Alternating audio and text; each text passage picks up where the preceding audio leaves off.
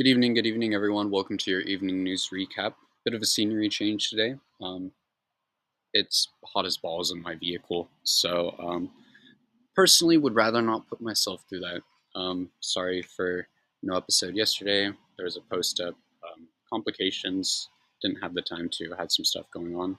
My bad. Um, yeah. I hope all of you guys are doing all right. I'm sick as fuck, but we're here. We're here making a video. Um, I don't even know what video this is. I think it's 9. I'm gonna have to check, but I'm pretty sure it's number 9, which is pretty cool. Episode number 9. Hopefully, all of you guys are enjoying it so far, whether you're on YouTube or Substack or whatever platform you may be watching on. That being said, let's get started. We got a couple segments today. We got the Trump administration, and we got Pete Hegseth leaking the information about war plans in Yemen.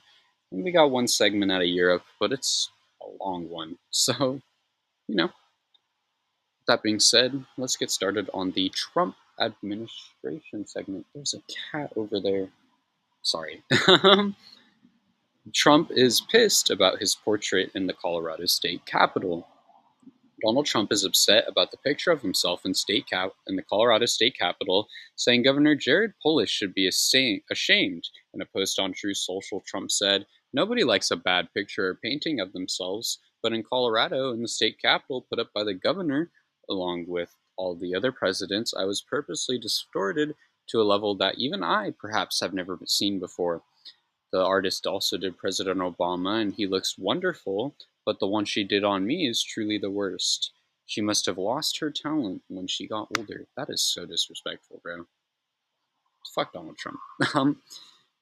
In any event, I would prefer not having a picture than having this one, but many people from Colorado have called to complain. In fact, they are actually angry about it. I'm speaking on behalf to the radical left, Governor Jared Polis, who is an extremely weak on crime, in particular respect to the Tren de Aragua, which particularly took over Aurora. Don't worry, we saved it. To take it down, Jared should be ashamed of himself. I have to agree. I think it's a very accurate picture, spitting image, if you will. Um, Honestly, it's the greatest picture I've ever seen. I've never seen a greater picture. Never have, never will. I'm sure it's the greatest picture of all time, in fact. The greatest one. Um, that being said, let's move on to the next segment. Trump has announced tariffs on Venezuelan oil buyers. Trump said on Monday that he would impose 25% tariffs on any nation purchasing oil from Venezuela. President Donald Trump said in a Truth Social post, President Donald J. Trump has announced today that the presidents of the United States of America will be putting what is known as a secondary tariff on the country of Venezuela for numerous reasons, including the fact that Venezuela has purposely and deceitfully sent thousands to the United States undercover, tens of thousands of high-level and other criminals, many of whom are murderers or very violent people in nature. Among these are the Tren de Aragua gang, which has been designated as foreign terrorists. We are in the process of returning them to Venezuela. It is a big task. In addition, Venezuela has also been very hostile to the United States and the freedoms which we espouse. Therefore, any country that purchases oil or gas from Venezuela will be forced to pay a 25% tariff to the United States on any trade they do within our country. All documentation will be signed and registered. The tariff will take place on April 2nd, American Liberation Day. Please let this information represent that the Department of Homeland Security, Border Patrol, and all other law enforcement agencies within our country have been notified. Thanks for your attention to this matter.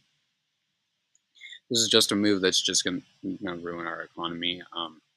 I saw a stat the other day, and it said something along the lines of the past, I think 5 presidents have destroyed the American economy. Obviously, or not 5 Republican presidents, sorry, have destroyed the American economy. And obviously, I haven't been alive for the past 5 Republican presidents. I can only remember Donald Trump, but I mean, it's an interesting thing to see. There are studies out there, especially back with Ronald Reagan. I don't know. Maybe it's just a sign. People will never be rich enough to be Republican, but oh well, oh well. All right. So this is an update on the Peach Hedge set leaks to. Not really an update. Nothing new has come out, unfortunately. But this is Pete Hegseth accidentally released news to a reporter. For those who don't know, Pete Hegseth had a group chat with a bunch of other United States officials discussing attacks on Yemen with what's it called? Specific strike zones and if certain officials that they plan to strike against, and a bunch of other things. There was some CIA member leaks in this, obviously. I don't know if we've seen that. I didn't get to read the full Atlantic article because I didn't want to pay $80 just to read one article. I don't use the Atlantic as a source, so I kind of had to scavenge a little bit and get what I could from a bunch of different articles. So obviously, I didn't get the full opportunity to read the full thing. But like $80 a month or $80 a year is crazy. I've said this a few times, and it's in my disclaimer on every video and post. But paying for news is absolutely stupid. Hugely disagree with that. I think news and any form of media should be free for people to view. This is kind of just a ramble, but I did kind of just explain the entire situation. I can. Oh my gosh! Wait, it's my cat, Pepper. Okay. Hopefully my cat comes over here, and I'll show you guys my cat. But yeah, basically he leaked a bunch of stuff. It's a national security breach, which is a problem. Because why isn't that a problem? And a bunch of people have condemned him for it and told him to resign, but he won't. I did make a statement. Oh my gosh! Wait, my cat is right here. Hold on. This is my cat. Quick little intermission. This is Pepper. Everyone say hello. If you don't say hi in the comment sections, I will know. No, I won't. But say hi to my cat. Hi, buddy. All right. I had a statement, and it was a really good one. So we're gonna read the statement I had about this, just because I want to make fun of Pete Hegseth. Mr. I'll stop drinking when I get the job. Right here, guys. Let's give him a round of applause. Just a quick little round of applause for a national security breach right here. What a great one. Emails against Hillary don't mean shit now, essentially, because the Secretary of Defense just leaked information about Yemen to a reporter for, I think, a left media outlet. So, what can I say? What can I say? Yeah, Hillary made a post about the article. And she said, "You've got to be kidding me." I thought that was so funny. I laughed my ass off about that. Um, but yeah, a reporter, like, how do you not think about that? How do you not double check who you're adding to a group chat either? Lay off the scotch, Mr. Hegseth.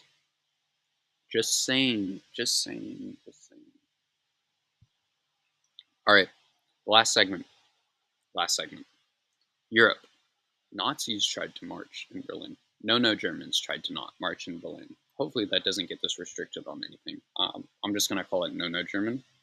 But, thank you, Roger M., for this article.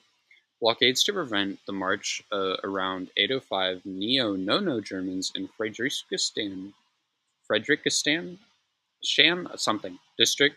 Police arrest at least 85 people. Berlin TAS.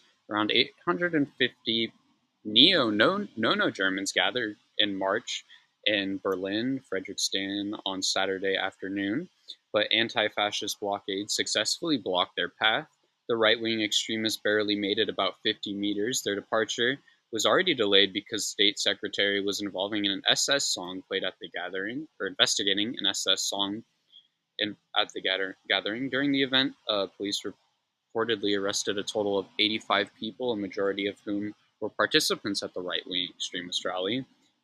They cited anti-constitutional symbols to playing a Hitler statue and violations of the ban wearing masks reasons. The neo-no Germans originally planned this march to march approximately 7 kilometers across the district from Oskirts, where they were supposed to proceed via Schroeder Allee, Warschau Straße, and Frankfurt Allee to Rigarstraße, um, which is known for its housing projects, some of which are left-wing radicals. However, authorities have previously restricted the demonstration route to the western part of the Rigarstraße, but the Neo-Nono Germans didn't even make it there. Anti-fascists, several thousands in number, according to Berlin police, blocked the Nono Germans demonstration, and they did so in a variety of ways. Starting at 12 p.m., counter rallies and protest march began at various locations at the Nono-German route. A total of 11 counter-events were registered, including those groups of the Rescue Bill Blunt, Omas gegen Rechtsgerichtskan, and the Queer Marys Berlin. Hundreds of people were positioned along the demonstration route to loudly consider the right-wing march, banners bearing slogans such as Anita wait their Machen and Fuck Nazi Pack, which were displayed on the roof of the About Bank Club. According to the police, there were also arrests of counter-demonstrators, for example, charged against disturbing the peace. Various right-wing extremist groups announced their attendance in advance. As Tejaspel reported, these include Gerstud, Geryouth, Thurigna, and the Shimiz Revolts, which have monitored by the Sanctions Office for Protection of the Constitution. This is a long one, bro. I'm not even halfway. Holy.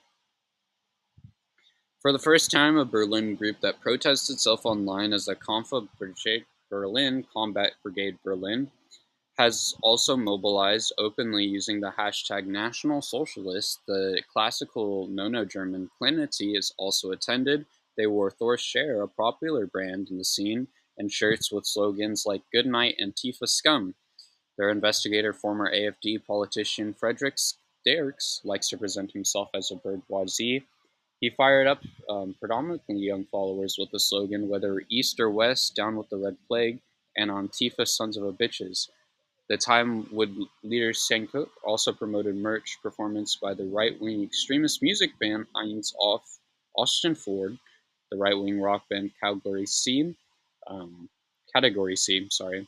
The Brentman Office for Protection of the Constitution has classified the band as violent right-wing extremists since 2010. The last weekend, the police and the Sanctionne-Anhalt banned a concert by the band before it even began. Austria has long been an activist in the violent neo-nono German scene. In 1991, Ostendorf was involved in an arson attack on a refuge shelter in Berlin's I just jumped all the way to the top of my article. I do that all the time. It's such a problem. I'm somewhere right here. Several in December last year, around 60 young Neo-Nono Germans participated in a march in Berlin Friedrichshain. Anti-fascist protests, including roadblocks, caused march to end early. Several thousand people at the time also participated in counter-protests. A suspect Neo-Nono German attack on SPD members at the campaign Lichterst Ost is also linked to the December and March. In February of this year, Steinturk and his followers mobilized around 100 young Neo-Nono Germans to Berlin Mitte. This too did not go smoothly. Here too, the right-wing provocation was accompanied by counter-protests and road blockades. So this is crazy. There are a lot of things changing around the world and very fast. I'm glad to see they're removed because I'm 99.9% sure that is highly illegal in Germany.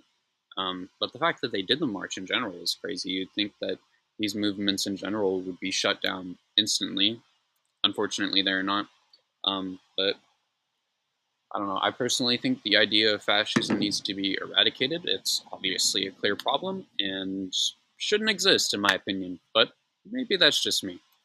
I'd hope it isn't, but you know. With that being said, thank you everyone for watching. Hope the audio quality wasn't terrible, as I've never done a video outside before. I know the cars probably affected it, but what can you do? I'd rather not sweat my balls off. No offense.